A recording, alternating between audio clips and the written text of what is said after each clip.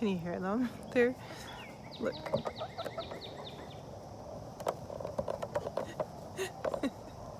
They all came up because they saw me and they thought they were having a third treat time of the day. We do 2 treat times each day. They thought they were getting a bonus. They're gonna climb in my potato bench now. July. Oh, July. Wow. July was so much rain. These last couple days have been 2 days without rain, and it seems like not even possible that we could go full days without rain. One of my squash beds was under about this much water. All the leaves, the plants fully submerged. 2 of the back rows in the garden, the corn, the celery, peppers, fully submerged. Just downpours, inches and inches and inches of rain every day, sometimes multiple times a day. And that made for a very new learning experience in the garden. And hello, I don't have treats. And it made for a bit of overwhelm and wondering, like, you know, is everything that we invested gonna just be completely gone, ruined? And I had to get over that. I had to get over that because when you're in something, when you're like living in that dream that you've been dreaming about for so long, and it's like there and you're doing the work of it, it is work. It is the work. I mean, it's the daily, everyday, what you put in and how you feel, that is the dream. And so I could have sat around feeling overwhelmed. I could have sat around just like scrolling my phone and just losing touch. Or I had to get back in it. And, you know, it's been really helpful going to farmers markets and seeing that they're having the same struggles in the area with too much rain, which just seems ridiculous to say, too much rain, and inconsistent heat. We're having it can be 90 during the day, and then it can be 55, 52, I think we got down to, at night. And that just makes for some problems in the garden. And so I just had to kind of snap out of it and say, this is what I've been dreaming of. This is what I've been planning for. This is what I've been working for so long. So it's been rain and learning that it's how you want to feel. How do you want to feel? And you are going to come up against difficulty, struggle, battles. All right, well, let's go see the garden. Let's go see the garden. Hey, little chirpies. Let's see what we've got going on here. So right now I'm in the Potager garden, and the Potager garden basically was the place where I put anything that I had no place to put things when we were first getting going with this season. So it makes very little sense. It's very random, but I think it turned out really beautifully. Next year, because it will, everything will have been here during the planting times, the correct planting times, I will be able to really plan this out and figure out what can I put in here that the bunnies won't eat. We're gonna build a seating area right back here. We're gonna build like a little patio kind of thing and put some really beautiful wooden furniture back there. And I'm understanding things that the rabbits won't eat, and a lot of flowers they won't eat, so that's great. Let me get out of that little shadow. So the Potager garden, the potatoes are gonna come out soon. Let me flip the camera so you can see. This is why I'm laughing. The birds love to be in the potatoes. It's such a great little camouflage, but they are starting to dig up the potatoes, and I'm not thrilled about that.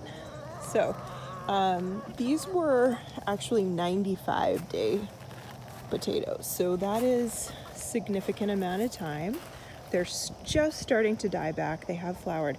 So I'm going to wait till the kids come back, so probably about 2 weeks before we tackle that.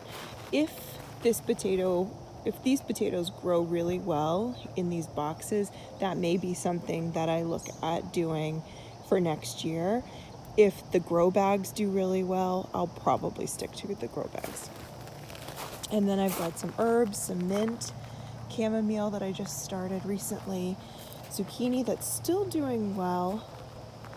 These white marigolds, these are the Kilimanjaro white. They are like this. Look at this plant. That's one plant, you guys. It's huge and beautiful. It's probably the only marigold that I will grow next year. And I also will grow a lot more of these rudbeckia. They're absolutely gorgeous. I like these better than sunflowers. The celeriac, the bunnies have not touched. I have a melon here, but the melon in the potager garden have no fruit. The chives have been giving and giving and giving. Calendula did not like all that rain. I've got borage, but the mosaic chicken keep going in there and pecking at it. So I don't know if that's gonna make it. I might have to hide it a little better from the chicken. I've got some okra, lots of zinnias, my eggplant. It's getting nice and big under there. Herbs, more zucchini, tomatoes in grow bags. Again, the timing of things was really off because we had to finish building the fence. The Potager Gardens weren't in yet. They came from New Hampshire. Dave had built them in New Hampshire, and we transported them here, which was no easy feat. This is the rudbeckia. You see why this is something you gotta grow? It's stunning. The rabbits do eat it though. They do eat it. Poppies, snapdragons, they leave alone. All the strawberries are getting dug up and they will be moved. And there's another tomato there. So this whole area here will become a patio. Beautiful furniture. Look at them. They're sitting around my little movie studio over here. There's still some treats from earlier. I would say that, for a week or so, because of all the rain, things were looking really rough over in the main garden, like really rough. And after a few days of sun, things have definitely changed and are looking better. This is our chicken coop, and I ended up putting a lot of plants just kind of tucked in around the fence, around there, and that is sort of like a little hiding spot for the chicken. They love it over there. Let me show you what's in front of the fence before we go in the farm. So everything in grow bags is doing exceptionally well. I am definitely won over by grow bags. I have a ton of tomatoes that I actually started from the suckers of the tomato plants. I put them in a jar, I rooted them, and then I planted them. That was pretty cool. I've got some herbs, and then here are the rest of the potatoes, sorry. If I have called the potatoes tomatoes, but just know what I'm talking about here. So these have a little more time. They're not starting to die back yet. A couple of them are that were planted a little earlier, these down here. So these are all grow bags lining the fence. And there's my bunny. Gotta put my bunny gate back up. I took it down so I could weed and do this video. I've got more tomatoes back there, ground cherries, a bunch of root vegetables. Now, so here is the squash bed that was, of course the sun comes out right now. This is the squash bed that was under, I would say, I don't know, the water was up to my ankles. So it has made a comeback. There's melon, there's winter squash. It's doing really well. There is some fruit starting. And then these are a bunch of babies that are, hi, hello, best friend. A bunch of babies starting here. And this is a bed that I just took out all the beets. There was a chipmunk sort of living in there, and the rabbits pretty much ate the tops off all the carrots earlier in the season, so Dave made a makeshift bunny fence, which I'm going to put back up.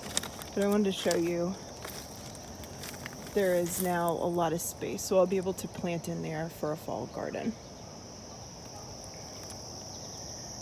There's that beautiful squash bed. So I anticipate this squash bed will grow. This is the rock pit that's supposed to keep the drainage under control, but it was crazy. I imagine those squash will take over this rock bed. The little girl's following me. They're trying to get in those bags. The mosaics, those are the two white ones there. They love to go in the grow bags. That's the only downside of the grow bags, is these girls trying to get in them. But they can hide in there. They love having hiding spots, and it's important for a free-range chicken to have a lot of hiding spots where they can get away from a predator. So this kind of serves double duty. Hi. Hi, girls. All right, I'm going in the farm. You can't follow me. Here's some pears.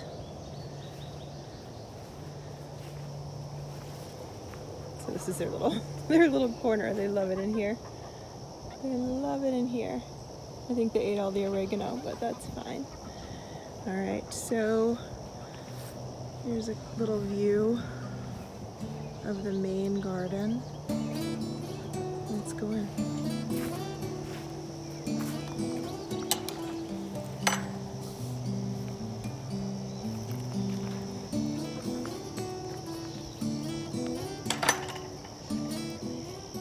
One of the things I wanted to do was make sure that I had flowers everywhere. And next year, again, this will already be established, so I'll have a better opportunity to really plan things out. This year it was kind of like just get things down when I can, because we were still building, we were still getting it secure for the rabbits, from the rabbits. And I'll understand a little bit more about how it works, how the soil works, how everything kind of, what climbed up the fence, what grew really well on the side. This is where the peas were, and now I have beans and some melon and cucumbers, nasturtiums. So just when something comes out, having something ready to go in. We are starting to get a lot of pole beans, which is really nice. The flavor of those over the flavor of a bush bean is really considerable. Something to think about. Now here's another potato bed. These are just sort of your classic hilled potatoes. And I don't know what it's gonna look like underneath. Up top, they did not do as well at all. They got some leaf spot. I never really saw them flower, so I'm not sure what that's gonna look like for our harvest in here, but I don't think I will be doing that again next year. This is a part of the garden that was completely underwater, and that also gets some shade.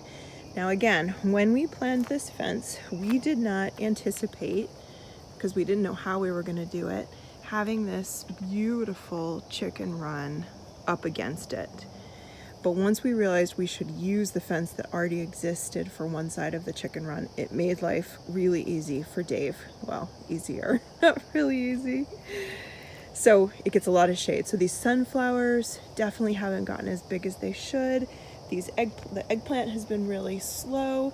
The peppers love it though, so that's great. The celery pretty much gets the sun.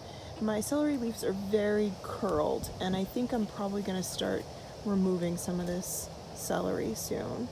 The zucchini definitely needed more sun. This one never really took off. Again, it just didn't get the sun, and we didn't know that when we planted. So this section of the garden gets more shade. The corn was a last minute decision. I realized I had some room, This isn't where I would have planted corn because I would want it to get way more sun than it gets. But it's doing really well. It's beautiful. It's so fun. I really wanted a Three Sisters garden. And so I have, the beans are growing up along the stalks.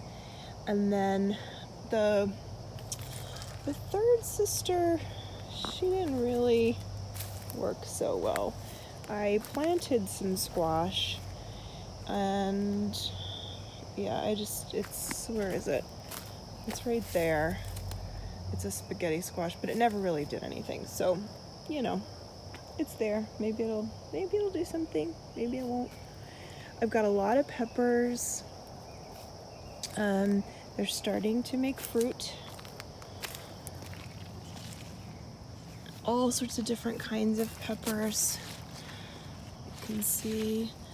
Now, when I labeled most of this stuff, I used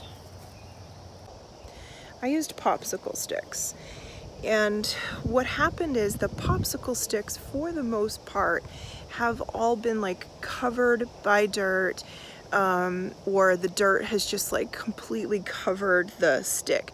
So I did order some really big garden markers, wooden garden markers. Those work. But in the floods that we had, they're back there. You see them? They're starting to walk along the fence. They just follow me. I lost the popsicle stick markers. So what is what? I have no idea. We'll just, again, it's just my surprise garden. We'll figure it out as it comes. You can always look up pictures of peppers, and then you see what pepper you have, and then boom, that's your pepper. That's how I'm identifying all the things that I have not marked very well or lost the marker. So the videos will be really helpful too, because I'll be able to reference the videos, and that was kind of the whole idea for starting these videos, was so I would remember from year to year what things looked like and where they were. All right, so that's the corn, that's the Three Sisters bed. There was some corn that I put in a little bit later, and that never did anything. In that section of the garden, that soil is not so good. It's very compacted. It's not really growing much of anything. But again, the peppers are doing pretty good over there. So, you know, is what is. Okay, so I've got some bush delicata. Didn't get as many fruits as I would have liked. Again, this was a very wet area, so I only have 3 of those. But you know what? It's 3, and that's wonderful. These were beans that I thought were bush beans, but they're starting to grow really long. So I just took one and pulled it up to the tomato trellis, to the cattle panel. I don't know, they're like looping all over themselves. I thought it was a bush bean. I didn't think it needed to be trellised. So we shall see what happens. When Dave gets back, I'm gonna have him bring me some stakes, and we'll see what we can do with that and stake that up. Here are the ground cherries, which Chloe has in her morning routine, that she comes out and she picks the ground cherries every morning. She pretty much eats them all too. Ground cherries have these husks, and you know it's ready when it starts to turn a little yellow or brown, and it'll just fall off into your hand or onto the ground. So you can kind of go in, and if they just pop into your hand, you know they're ready. If they don't, they want to stay on the vine a little bit longer. So let's see. There's a bunch on the ground I'll get later, but what you do is you just squeeze the husk, and then that's the fruit. I like to let them sit for a couple of days. You certainly don't have to. They will ripen up and get a little sweeter, but it's so good. It's like they're a little bit tart. They're sweet. I mean, if you haven't had a ground cherry, try to have one. Very easy plant to grow. Very easy plant to grow. I think we have 7 of them. I've got a sweet. Let me see if I can sneak through here without hurting anything. Sweet little melon, bunch of them all over, starting to grow. Again, not as many fruit. Nothing with a vine has much fruit. I don't know if it was the wet weather. I don't know if it was having fewer pollinators. I don't know if it was squash bugs. I keep finding squash bugs on all of the melon, and they're kind of destroying a lot of the plants. But I overplanted, and my hope was that in overplanting and in intercropping, so meaning I don't have all the melon planted together, I don't have melon and cucumbers planted together, I have things all spaced out. So I've got beans, I've got ground cherries, I've got melon, I've got nasturtiums, I've got beets, I've got chard, all kind of mixed in, kale, zinnias, basil, so that there isn't just one spot where the pests will go. There are some baby melon right there, and hopefully they will get pollinated well and they will produce some fruit. And then this is part of the arched trellis that I would love to see melon growing all over.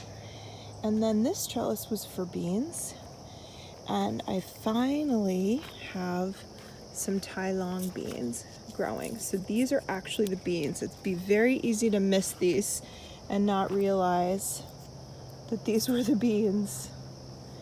I don't think they're ready to pick, so I haven't tasted them yet, but I am very excited about these beans. So then they're growing from both sides, and the hope would then be that chicken are having a little battle in there, that the beans will just hang down and hang all over and just be this beautiful place to hang out and munch. All right, so let's see, a few other things. Zucchini. Most of my zucchini is at the end of July. I started a lot more zucchini. Let me come over here and show you. A long time ago. I don't remember exactly when, like a month ago. Got cauliflower. I'm gonna pick that soon because I don't trust it to stay good. So I planted these zucchini, I don't know, a month ago maybe. I think at the end of June. I may have talked about that in that video. I'll have to look, but I'm pretty sure.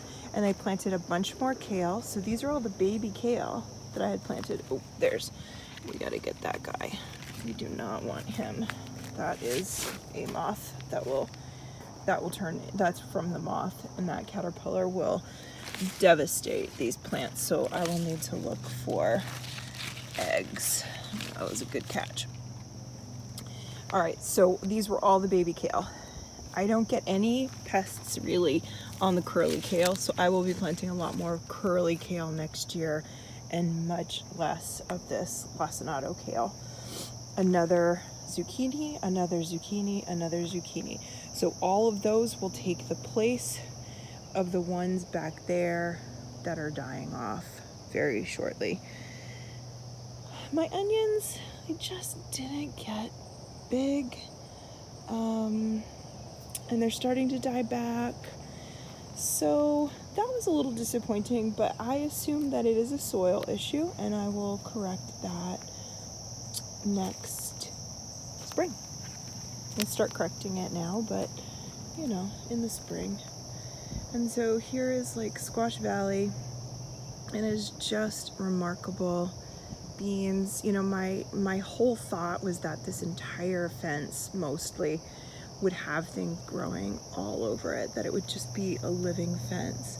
And there's been a lot of plants that have died off. I lost a lot of cucumbers that probably would have filled like right there. But for the most part, I would say it has exceeded my expectations of a living fence. It is holding a whole lot of food right now.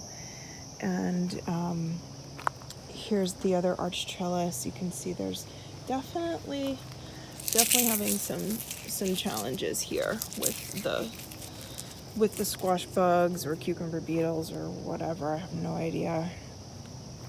But there are some really beautiful things that just sort of, you know, make you realize, like, I just planted a seed. I planted a seed, and then all of these things start to grow. I planted a seed, and I have melon growing. It's magnificent. These I didn't even plant. These are from the compost that I put down from our compost bin, and they just volunteered, and I didn't even know what they were. I didn't even know what was gonna happen. It looks like I've got some pumpkin growing, and I didn't even plant any pumpkins, so that's exciting. There's a lot of weeding that could happen. My thought is, there's a lot of poison ivy back here, that I am going to lay cardboard down in this area for next year. We'll get the cardboard down as soon as the squash is harvested. I'll get some compost laid down on top of that just to weight it down, and then I will plant directly over that in the spring. But it's really fun just to walk around and pull back the leaves and just see like what's here, you know. And of course, as you do, always checking for like little bugs and eggs and creepy crawlies, things that you might be able to, you know, to catch before they start to do some major destruction.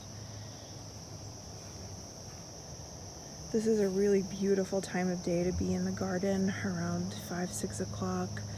The bugs do start to come out pretty heavily though, so we are careful not to be out too much later. I would love to spend time out here, but I'm not gonna risk being devoured by the mosquitoes. It's just not a good idea. So this one, I'm just gonna kind of make sure that there's enough straw underneath them. There. The ones that are hanging are pretty darn perfect. They just look incredible. I didn't do any supporting of them. I'm trusting them. It's very tricky to get out of here.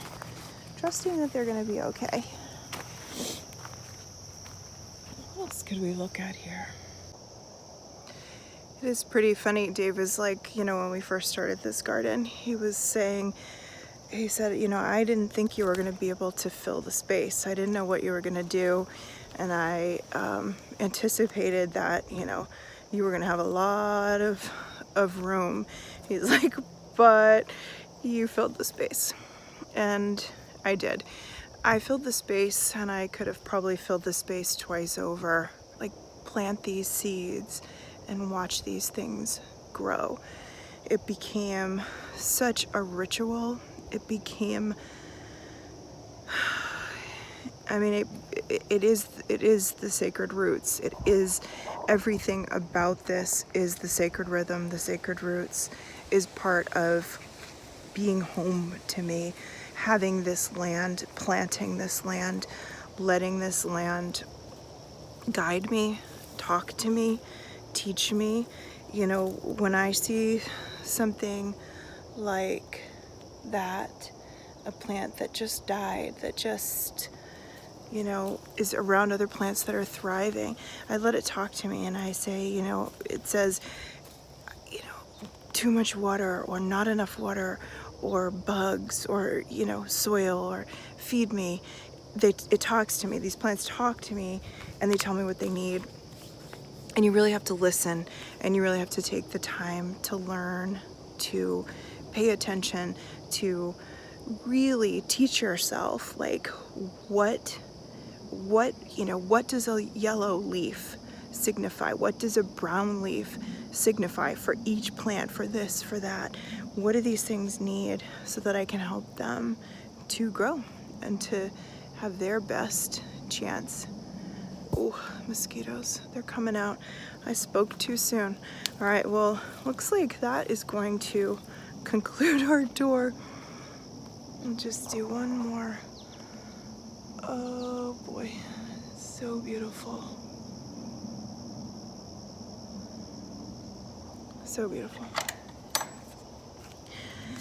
I'm gonna do a video soon about different things that I've planted that were huge highlights, things that I'm like, this was amazing, I will plant this again.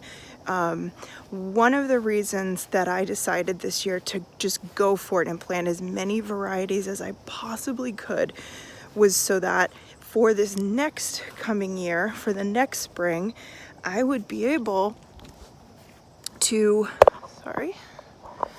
I would be able to say, all right, well, this melon does really well in my climate or in my soil, or these beans, my family loved these beans. This tomato made the best sandwiches, or this tomato made the best sauce. You know, this kale fought the pests off, whereas the other kale got devoured. You know, what really works here for me, for us. And that's so much about just experimenting. And it's so fun to look through seed catalogs and just go pick. But once you've planted a few things, once you understand kind of how your earth, how your land is working, or maybe even how your grow bags, how your pots, how the soil that you've sourced to go in those pots, the compost that you've sourced to go in those pots, how is that working? You know, what do they love? What do they need? My little friend's coming back. And then once you go through the seed catalog again, once you have more knowledge, once you've done this a few times, a few cycles, then you say, okay, you know, now I understand that, you know, I need these certain requirements, and you can look for those. And then there's the things that you're just never gonna know, like the rain, like the heat, like the coolness. You'll never know. You can do your best guessing, and then you could have, like we did, just the biggest surprise of the most rain ever. And then you work with it, and you do the dance, and that's everything, isn't it? How we do everything, how we're living this life is we're seeing, feeling, this is our dream, this is the destination, this is what we see, this is where we want to go, and then what's presented to us, and how do we adapt, how do we work with that, and how do we create as we're going. And that vision of where we're headed, that might end up looking so different than what we thought, than that original, and it may be even more beautiful than what we anticipated. Just might be. All right, thanks for being here. I appreciate you.